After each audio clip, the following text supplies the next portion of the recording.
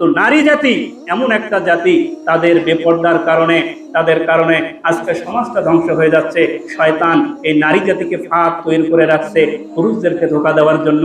এই জন্য নারী জাতি থেকে অবশ্যই আমাদের বিরত থাকতে হবে। একটা জিনিস চিন্তা করে দেখেন, আজকের সমাজের নারী জাতি এমন বেহায়া হয়ে গেছে, এমন বেহায়া হয়ে গেছে। আপনি যদি কোনো পুরুষকে যদি জিজ্ঞাসা করেন, সমাজের ভিড়ের মাধ্যমে যদি কোনো পুরুষকে যদি জিজ্ঞাসা করেন যে ভাই আপনার চেনটা খোলা, আপনি চেনটা লাগাই নেন, দেখবেন এই পুরুষ সঙ্গে সঙ্গে চেনটা লাগাই নেবে, শরমের কারণে সেই জায়গাটা পরিত্যাগ করবে। কথা বলেন ঠিক কিনা? ঠিক ওই সময় কোন মেয়েকে যদি বলে যে আপু আপনার ওড়নাটা আপনি ঠিক করে নেন, সে লজ্জা তো পাবেই না, উল্টা বলবে আপনার নজর খারাপ, আপনি ঠিক থাকেন দুনিয়া ঠিক, এরকম উল্টা পাল্টা কথা বলবে, কে বলবে না?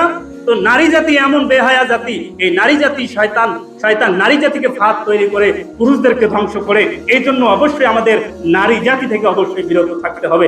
দেখেন সংক্ষিপ্ত আকারে যে কথাগুলি বললাম, আল্লাহ রাব্বুল আলামিন আমাদের সকলকে এই সমস্ত হারাম কাজ থেকে বিরত থাকার জন্য তৌফিক দান করুন। সকলে বলি আমিন।